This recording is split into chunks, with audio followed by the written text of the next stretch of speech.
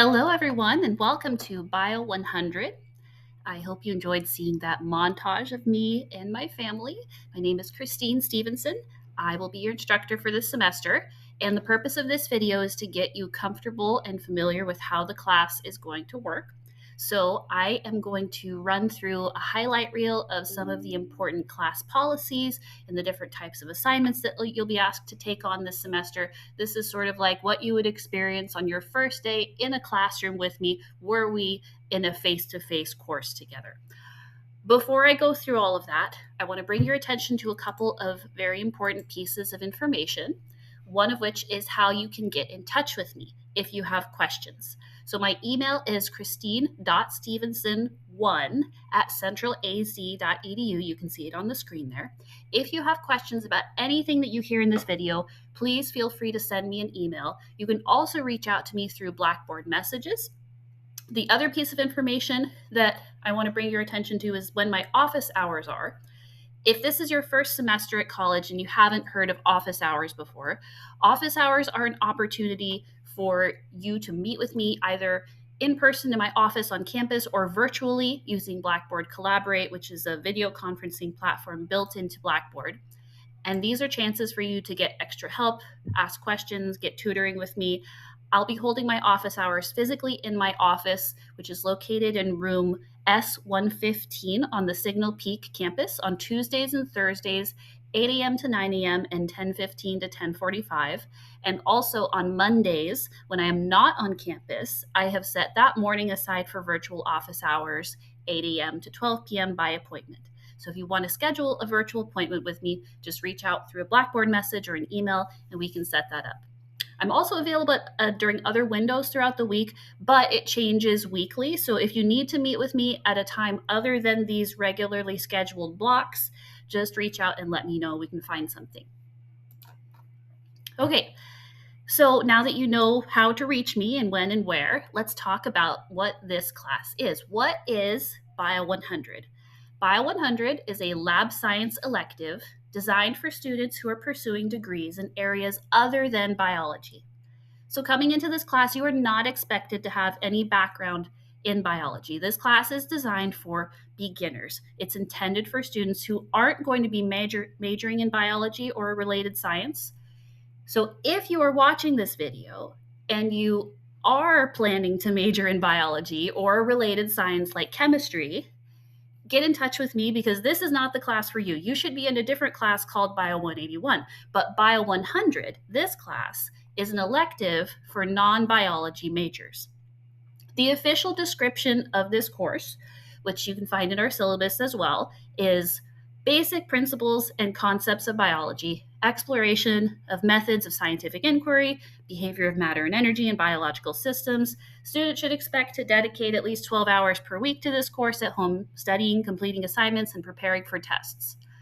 I'm going to elaborate on what to expect for that time commitment aspect in a minute, but to simplify that description of the course, my version of what I like to tell people Bio 100 is all about is, if this is the only biology class you ever take in your whole life, here is what you need to know. So when I was first hired by CAC in 2018, I was assigned the task of designing this Bio 100 class from the ground up. And that one statement has been my approach and philosophy for what is included in our curriculum. If this is your only academic encounter with the subject of biology, here is what you need to know. And this is something that I'm very passionate about because out of all of the sciences, biology is a subject where you really do need to know certain things because so much of biology applies to our everyday lives. So here's those need to knows that we're going to be covering. Over the course of this semester, we will be learning how does science operate, what is a living organism, why is water essential for living things, what are living things made of on a chemical level, how does that chemical composition contribute to our nutrition, what are cells and how do they function, how do cells reproduce, what is cancer and how does it arise, how are sperm and egg cells made, how does fertilization and conception occur? How are traits passed down from parents to offspring? How do our genes translate into traits? What causes inherited genetic diseases? What is evolution and how does it work? What are bacteria? How are bacterial infections treated? What are fungi? What are protists? What are viruses? How does your immune system work to fight off diseases? What are vaccines and how do they work? What are the different types of plants and their characteristics? What are GMOs and what are their pros and cons? What are the different types of animals and their characteristics? How do ecologists study interactions between organisms and the environment? What is biodiversity and why is it important? Now, I know that's a long list, but we have 16 weeks to cover all of this. And if by the end of the class you look back and you think, well, that was interesting, but I really wish we had learned about this thing, please let me know because I'm always looking to make this class better and figure out how the class can serve students best. My ultimate goal is for you to walk away from this class having learned some useful stuff that informs your life. So if you're left with questions or if you feel like you're missing information on a topic, please tell me, and then I can try to build that into the class for future semesters of students. Okay, jumping back to this course description. That last part of the description that you find in CAC's catalog has to do with the time commitment required from this class. Quote, students should expect to dedicate at least 12 hours per week to this course at home, studying, completing assignments, and preparing for tests. If that sounds like a lot of hours, that's because this is an online class and we don't actually have any class time where we meet together. So let me make a comparison between what the time commitment would look like if you were taking this class face-to-face on campus, which we do offer. So any lab science elective class, including BIO100, has two components to it. It has a lecture component where you learn the fundamentals, and then also a lab component where you do hands-on activities. So if you were taking this class face-to-face, our face-to-face students come to campus twice a week for 2 hours and 30 minutes each time, so 5 hours total. For example, your lecture might be scheduled on Monday from 9 a.m. to 11:30 a.m., and then your lab might be on Wednesday at the same time. So you would spend a total of 5 hours on campus each week for this one class. In our situation, given that we are totally online, things will look different. For the lecture component, each week you will be asked to watch a video recording of a lecture that I have prepared, and those are approximately 1 hour long. Now you might say, wait, if I was taking this class face-to-face, wouldn't I be getting 2.5 hours of a lecture instead of just 1 hour? And yes, that's true. But I am assuming that if you are pausing the lecture to take notes and complete the study guides, then it's going to take you longer than 1 hour to get through that lecture. Many students have told me that if they're really serious about taking good notes, it takes about 2 hours to get through the 1 hour lecture. So that's where the time comes from. And then each week you will also have a home lab activity to complete. And these are designed to take no more than 2.5 hours total. So just like the students who take this class face-to-face in person, you'll be putting in about 5 hours a week on the content itself. And then the remaining time, the other 7 hours per week, is meant to be dedicated to reviewing and studying. We do have exams in this class, and so carving out several hours each week to make sure you're prepared for those exams is important. And I'll tell you about those exams very shortly. But first, let's talk about the materials and tools that you need for this class. You will need the laboratory kit, which must be ordered from the CAC bookstore. You cannot buy this from Amazon or another vendor because we, the college, make it in-house at CAC. So that's the only place you can get it. This lab kit contains most of the materials that you need to complete your hands-on activities at home. However, there are some items that we cannot ship to you in lab kits, like fresh produce items that will not keep, and those you have to provide yourself. You can find a complete list of those items in the syllabus, as well as in our first lab assignment that you'll be completing during the first week of class. We also have a textbook. It's called OpenStax Concepts of Biology, and this textbook is actually completely free if you use it in its digital format. You can access the digital book through your web browser at the link that I've posted on Blackboard, or you can download the book as a PDF file at that link. So I always recommend that you try to get by with the free online version, especially because the book in this class is going to be used as more of a supplementary resource. The lecture videos are really the bread and butter of this class. They're the primary resource. And then if you need more information, the textbook is there to help you. But I do want to mention that there are physical copies of this book at the CAC bookstore. They're very cheap as far as textbooks go. So if you really feel like you need a hard copy of the book, the hard copy is available. Most students get by just fine with the digital version, though. Of course, given that this is an online class, the other tools that you need are Blackboard and your CAC student email. Make sure you're keeping a close eye on both of those things because I will be posting announcements on Blackboard, and I use both of these things to communicate with you.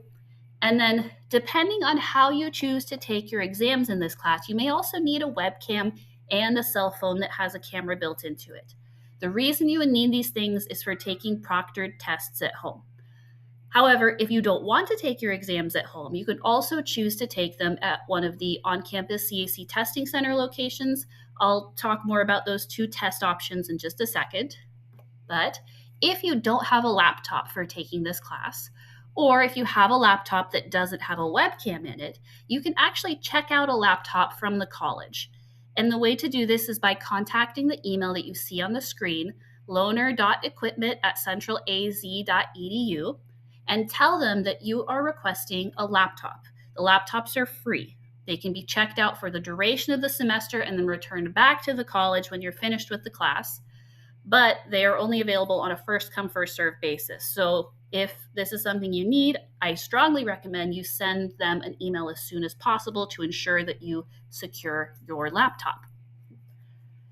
So now let's talk about what this course is going to look like in terms of assignments. The total number of points in this class is 1,000, and that is spread across a few different types of assignments. The first assignment that you will complete should be the syllabus quiz. This is a 10-question quiz on Blackboard asking questions about the contents of our course syllabus, which we are going over right now in this video. This quiz is not proctored. There's no time limit. You can open it and close it as much as you need it. You can use the syllabus or this video while you're taking the quiz. It's very low stakes. The purpose is just so that I can make sure that you are familiar with some of the course policies that are really important for you to know. And then looking past the syllabus quiz, the next assignment that we're going to be doing during the first week is this pre-exam quiz. And the purpose of this is to get you set up properly for taking your exams. On Blackboard, you're going to see that there are two options for taking this quiz. One option is if you choose to take your exams at home. Another option is if you choose to take your exams on campus. So think about which option you're interested in using, and that's the pre-exam quiz you're going to take. This is a screenshot of what you will see on Blackboard.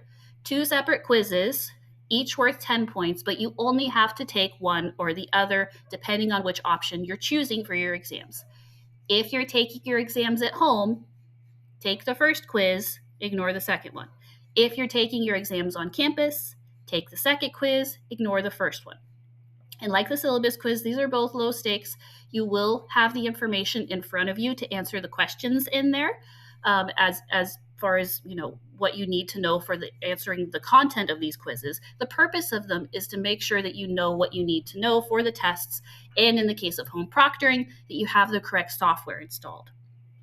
Now, what if you take your first exam on campus and you decide that you want to do future ones at home, or vice versa? That's fine. You can change your mind. You don't have to use the same option for every single exam. You just need to let me know if that's the case so that I can make sure you have the correct information that you need to switch gears on your exam approach.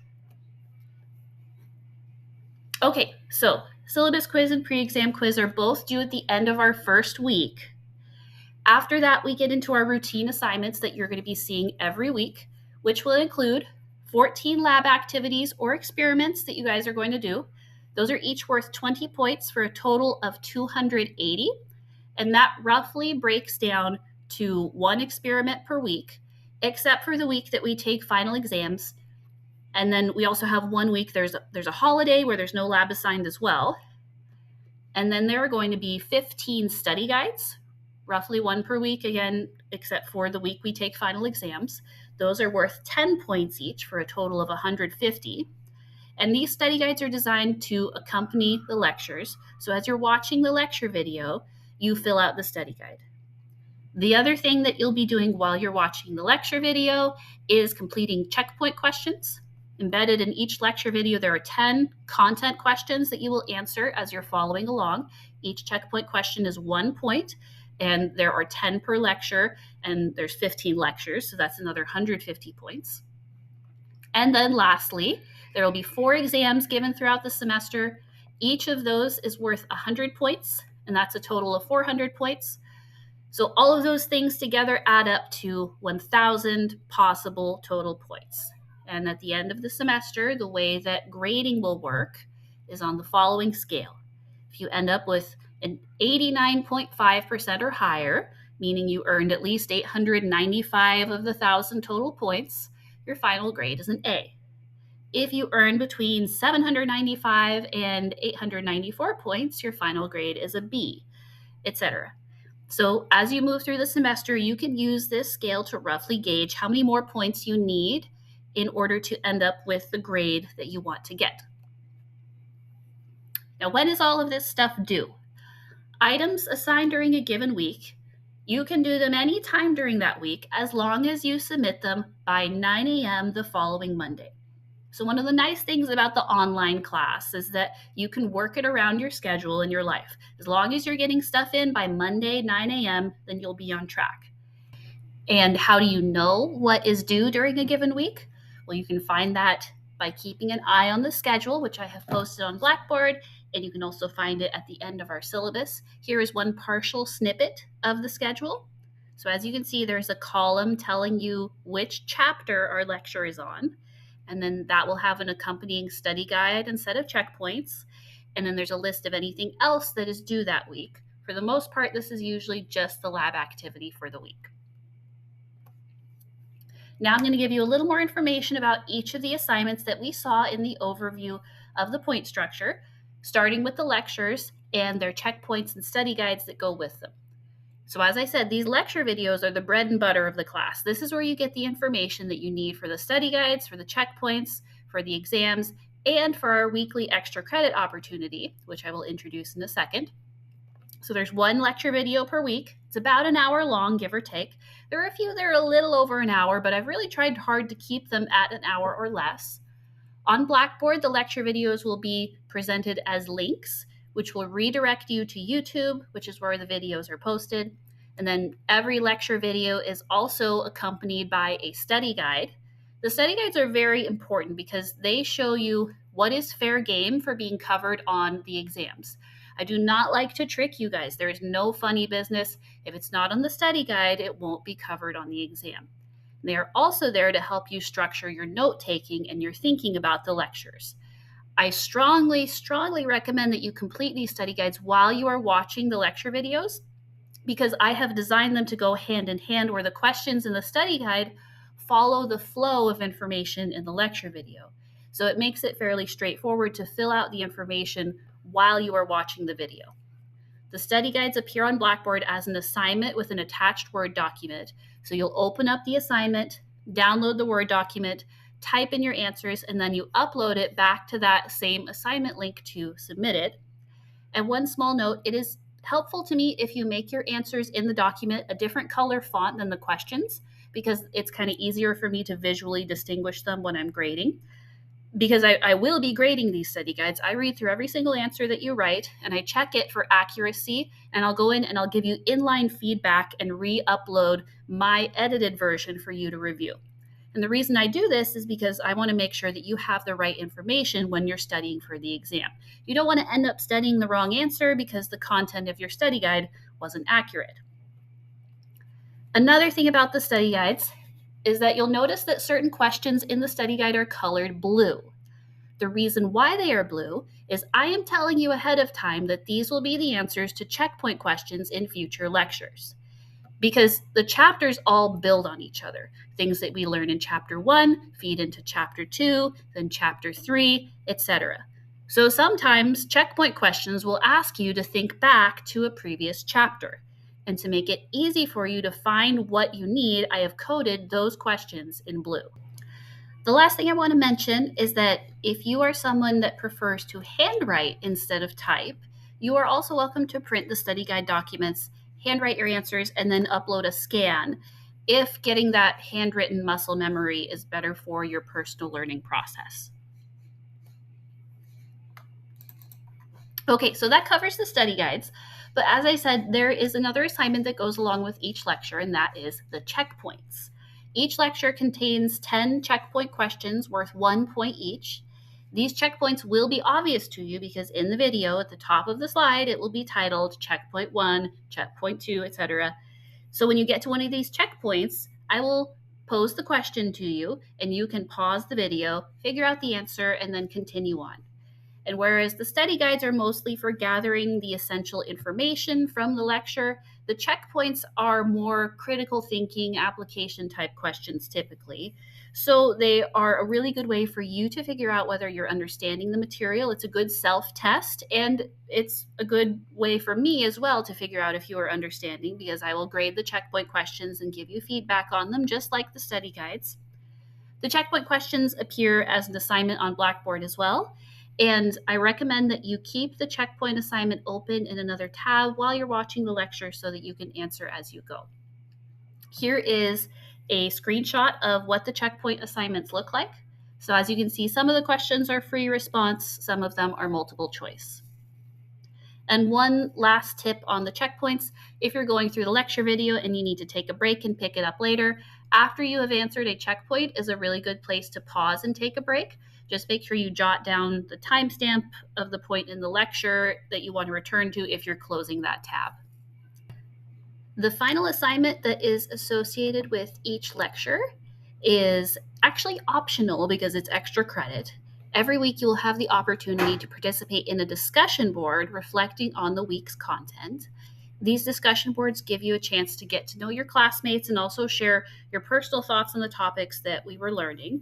And the prompt is the same every week. It is very open. These are the questions you can choose to answer in the discussion board. Did you find any of the information interesting? Did you find any of the information surprising, useful, personally meaningful? Are you left with any questions or any topics you would like to learn more about? So as you can see, it's very open-ended, just really looking for you to reflect on and process what you saw in the lecture. And each of these discussion boards will be worth up to 5 extra credit points, 3 points for the initial post, and then 1 point each for 2 replies to your classmates. There's 1 discussion board each week, except for the final exam week. So that means 15 discussion boards times 5 points each. There's 75 total extra credit points on the table. And that is a lot in the grand scheme of the class. That amount is equal to almost an entire exam. Remember, each exam is worth 100 points. The main post for each discussion will be due Monday at 9 a.m., and then you'll have 2 additional days to post your replies to your classmates. So the discussion will finally close on Wednesdays at 9 a.m. Before we move on to the next assignment, I want to briefly cover some discussion board etiquette that I am expecting everyone to uphold this semester. All of the interactions in the discussion boards need to be polite, respectful, and mutually supportive. It's okay for your opinions to differ, and it's okay to respectfully challenge each other, but any personal attacks or statements that are hateful, prejudiced, or demeaning will not be tolerated. Submissions with these qualities will not be eligible for credit. The good rule of thumb is that if you wouldn't say it in a face-to-face interaction, that is probably a sign that you shouldn't post it because it's probably not acceptable.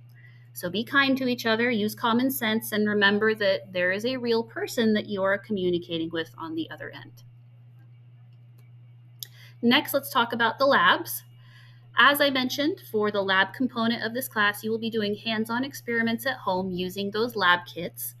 There will be 14 of these lab activities that are each worth 20 points. So this accounts for 280 of the 1,000 total points in the class, and breaks down to roughly 1 per week minus our holiday week and final exams. There is going to be a week toward the end of the semester where things get a little weird and we have no labs and 2 lectures during 1 week. And then the next week we have, a couple weeks from then, we have 2 labs instead. I have to stack it that way in the fall semester because of where Thanksgiving lands in our schedule. But in general, it'll be one lab per week. The lab kits will contain most of what you need to do these activities, but some materials you will need to provide yourself. Usually, these are things you have at home already. For example, if we look at the protocol on the screen here for the photosynthesis lab, there are going to be two sections at the beginning of each lab in those slightly gray boxes. In these boxes, you can see that the items that you need to supply, a lot of it you probably already have at home, like a lamp or a windowsill with direct sunlight, a timer that can be on your phone, a digital camera that can be on your phone. Some things you probably don't already have at home, like a few spinach leaves. So you want to make sure you check out the instructions for the lab at the beginning of the week, because you want to look at the materials and see if there's anything on that materials list that you need to supply that you don't have at home, so that you can form a plan to get that item. You don't want to get to the end of the week. It's Sunday night. The lab is due the next morning, and you realize you need spinach leaves and you can't do it. So look at these instructions earlier in the week. Even if you're not going to do the lab early in the week, even if your experiment is going to have to wait until the weekend, make sure you just look at it to see if there's materials that you need to get. And one other thing that you want to do before completing the lab is watch the lecture. A lot of the time, you need to watch the lecture first in order to understand the lab. And if you try to dig into the lab without having that foundational content from the lecture first, it's going to be difficult, maybe even impossible to understand what is going on in the lab. The last type of assignment we need to talk about is the exams. There are 4 exams spaced throughout the semester, and these are true exams, meaning that they are closed note and closed book, which means that you do have to study and prepare for them. As I mentioned earlier, you have 2 options for how to take your exams. If you take your exams at home, you'll be using a software program called Respondus, which uses cameras to monitor you at home. So you have to download the Respondus lockdown browser and monitor software. And if you choose this option, you can take your exams any time of the night or day as long as you're within the window of availability for the exam. It does require you to have a laptop with a webcam, and not only that, but also a cell phone with a camera, because you'll be monitored from 2 angles, the webcam from straight on, and then the cell phone camera will sync up using a QR code that you scan, and it will monitor you from the side and behind to show a more complete view of your working space. Because integrity is very important in this class, it's important to demonstrate your learning, and integrity goes hand in hand with that. So you'll be expected to adhere to the integrity guidelines if you use this Respondus option, which you can read more about on Blackboard when you take your pre-exam quiz.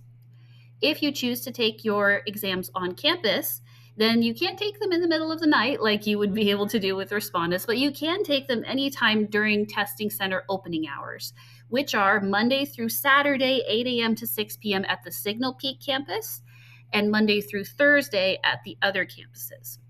When you go to the testing center, you need to bring a photo ID with you so that the staff can verify that you are you. And the testing centers strongly recommend that you schedule an appointment ahead of time. There's a phone number that you can call to schedule those appointments, which I'll introduce to you in the pre-exam quiz if you choose this option, but they also take walk-ins if space is available. So that covers your options for taking exams. Let's talk about the availability and format of the exams. You'll have a 1-week-long window to complete each exam. The final exam is an exception. For the first 3 tests, you have a window that runs from 9 a.m. Monday until the following Monday evening. But for the final exam, instead of having a window that runs from Monday to Monday, it will be Monday to Thursday. But all the other exams, you have a week-long window when the exam is open. You can take it anytime during that week.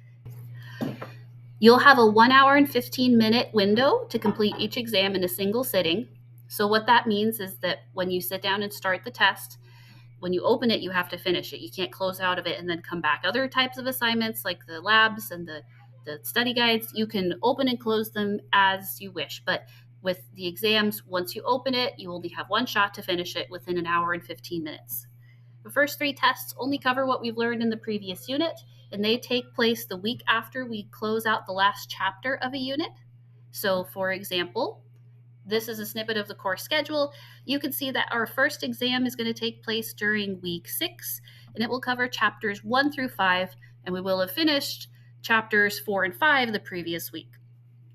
However, the final exam will be comprehensive, And what that means is that it will take a little bit of everything that we've learned throughout the semester and test you on it. But when we get to that point, there will be a study guide that tells you what to focus on so that you can narrow down your studying and not be overwhelmed with all of the information from the entire semester.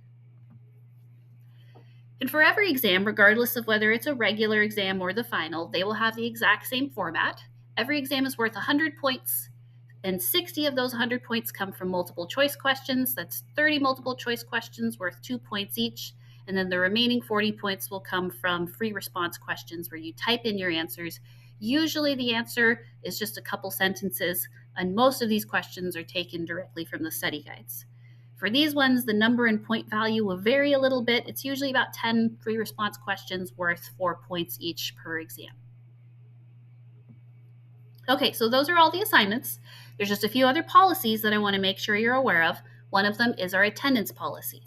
Since this is an online class, I want to make sure you're aware of how the attendance works. It's a little bit different than in a face-to-face class. Attendance is marked based on participation. So if you submit assignments, any assignment during a given week, you're marked as present. If you do not, you're marked as absent. Any student who does not submit anything for 2 consecutive weeks without notifying me will be withdrawn from the class for excessive absences. If something comes up and you have a major family emergency and you know you're going to be missing some assignments for a few weeks, please let me know. Then I will not drop you. But if you don't communicate with me, I don't know what's going on and you risk getting withdrawn. So keep that open line of communication with me and everything will be okay. And then late assignments will receive a 10% deduction for every day that they are late. So if you have to turn in a lab 1 day late, labs are worth 20 points. So 10% of that is 2 points. You would have 2 points deducted from your score of the lab, but it would otherwise be graded as normal. So keep this in mind, because if you get to Sunday night and you realize that you forgot to do a lab, it does not benefit you to rush through it and get just a couple of points. If you end up doing really poor work and you get like a 3 out of 20, that's actually worse than if you took the extra day or two to do the work really thoroughly and then turned it in and accepted the normal late penalty. So just keep that in mind. Lastly, let's talk about academic integrity in this class. It's very important to me that this class is focused around true learning. And as a result, all of the work that you turn into me needs to be original. Our most important goal in this class is to learn. And consequently, if the information that you're providing didn't come from your brain, if it didn't pass through those neurons when it was generated, then there's no learning happening. So there's a few basic rules to follow. First, don't copy from other students. Don't copy from internet sources. Don't copy from AI search engines.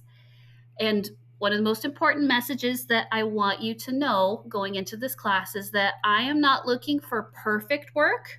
I am looking for your work. And that's so important that I'm going to say it again. I'm not looking for perfect work. I'm looking for your work. So let's just take a look at 2 possible answers to the same question and what I mean by that. The question up at the top is, what role do lipids, in other words, fats, play in living organisms?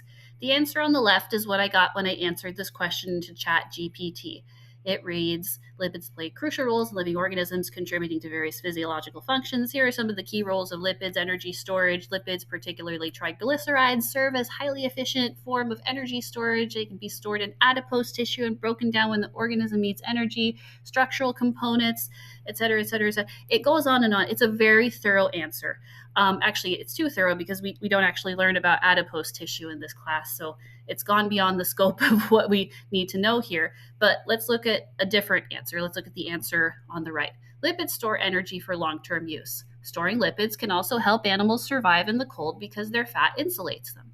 There's also a special type of lipid that is used to build cell membranes called a phospholipid. Okay, the answer on the right is this is perfect as the answer on the left.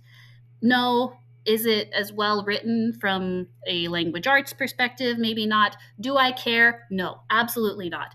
This answer on the right has everything that you need to know on the topic and nothing that you don't.